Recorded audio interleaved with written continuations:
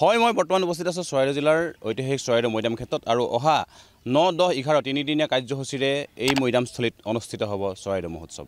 আৰু ইতিমধ্যে প্ৰস্তুতি প্ৰায় সম্পূৰ্ণ হৈ উঠিছে। ইয়াৰ উদ্যোক্তাসকল আছে, আমি তেওঁলোকৰ পৰা জানিম। প্ৰস্তুতি ইতিমধ্যে সম্পূৰ্ণ হৈ উঠিছে। আমি দশমবাৰৰ বাবে চৰাইদেউ মহোৎসৱ অনুষ্ঠিত কৰিবলৈ গৈছোঁ। কিন্তু চৰাইদেউ মৈদামে বিশ্ব ঐতিহ্য ক্ষেত্ৰ হিচাপে স্বীকৃতি লাভ কৰাৰ পিছত প্ৰথমবাৰ আমাৰ চৰাইদেউ মহোৎসৱ অনুষ্ঠিত কৰিবলৈ আগবাঢ়িছোঁ। আৰু এই মহোৎসৱৰ কাম ইতিমধ্যে প্ৰায় সমাপ্ত হৈছে বুলি আমি অনুভৱ কৰিছোঁ। অলপ কাম বাকী আছে, এইখিনি দ্ৰুতগতিত কাম চলি আছে। কৰ্মকৰ্তাসকলে সম্পূৰ্ণ কামত ব্যস্ত হৈ আছে।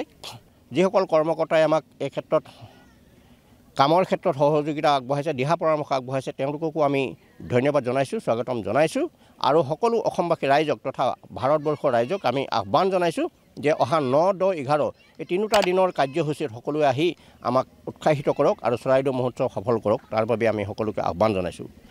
এইবাৰ আমাৰ এই মহোৎসৱত আমাৰ বিপণীত আছে আপোনাৰ 287খন আৰু আমাৰ পৰম্পৰাগত যিটো খাদ্য মানে প্ৰতি বছৰে ৰাখোঁ, এটা ব্যতিক্ৰমী আমাৰ এটা আমি অনুষ্ঠান ৰাখোঁ আৰু তাত আমাৰ হৈছে 80খন আমি বিপণী তাত আছে।